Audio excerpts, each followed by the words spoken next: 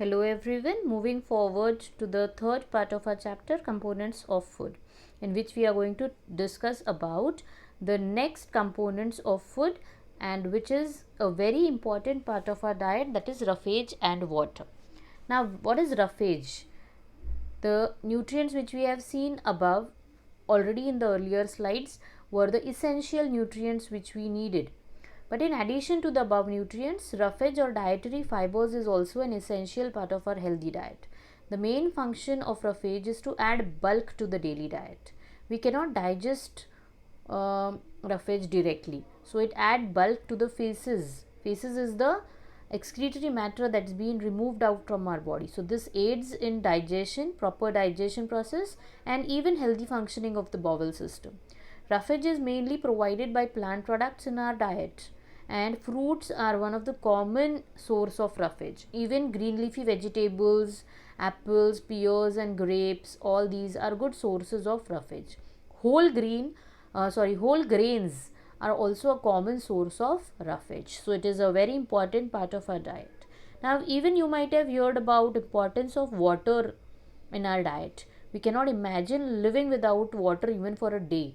At least 6 to 8 glasses of water should be taken every day, even more in hot and dry weather. It differs according to the climate.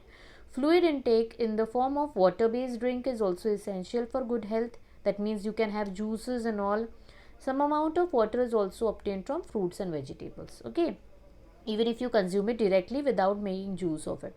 Water is needed for following reasons. Now, why is water needed? The first thing is it is good solvent. It dissolves all the substance into it, and therefore it's a good solvent. It helps in transportation of various substances and carrying the digested food to all the different parts of our body. And the second important part of water is essential for proper functioning of the kidneys and bowels. It helps in eliminating waste like sweat and urine, and it also keeps our body cool. The temperature of our body is being maintained if we have proper amount of water in our regular diet. Okay, the next topic that we are going to discuss is the balanced diet. Now, until now we have seen all the nutrients, whether it be a major nutrient or a minor nutrient, but we have talked about all of them, and we have seen that all the nutrients are very essential for our proper growth. So balanced diet itself means it is defined as a diet which provides all the nutrients required for the maintenance of our cells, tissues and organs of the body. It also gives support for normal growth and development of a person according to his age and physical work that he does. So generally a plate will help you, this plate which is shown in the figure will help you to get an idea of a balanced diet. It shows how much of each food group you should include in your diet. Okay, the whole plate has been divided into parts according to the requirement. Now here you can see that the carbohydrate containing food is more in number. Even fruits and vegetables are more in number. Means more than half of the plate is being covered under these two sections. Then meat, fish, egg, beans and all, dairy products and all, they are covering some part of it, around 20% we can say. Food and drinks high in fat and sugar, that must be included but in a small amount.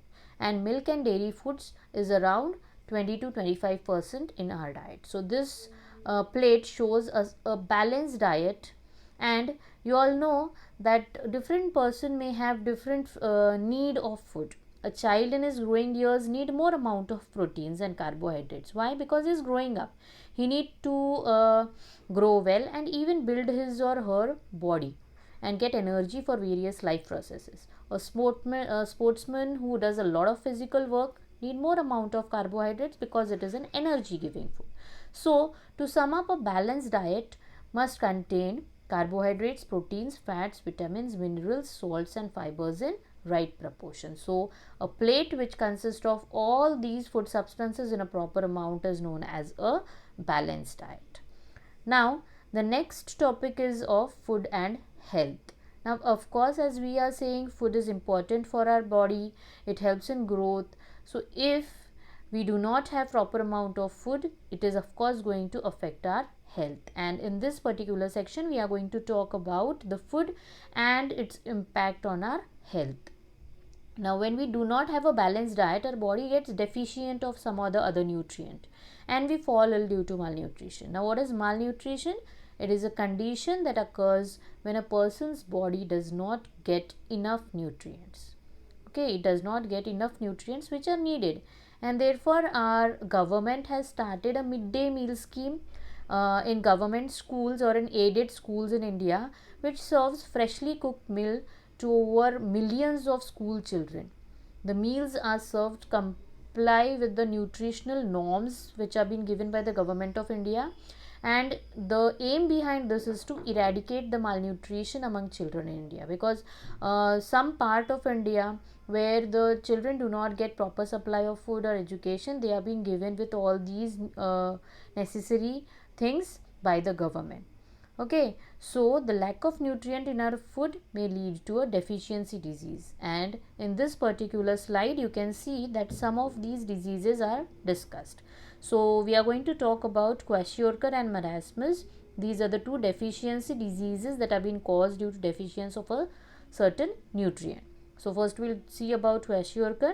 Kwashiorkor is children, they mostly are being suffered from these diseases. This disease is being caused to the children, small child, when their diet does not have sufficient amount of proteins and carbohydrates. Now, what are the symptoms? How will we come to know whether a child has it?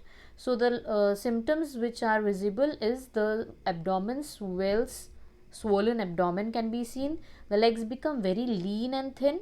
The hair becomes dull and reddish in color, and the stomach region bulges out, and the mental and physical growth of the child is very slow.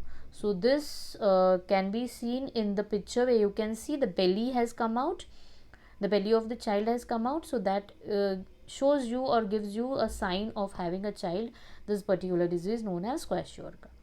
The next is marasmus.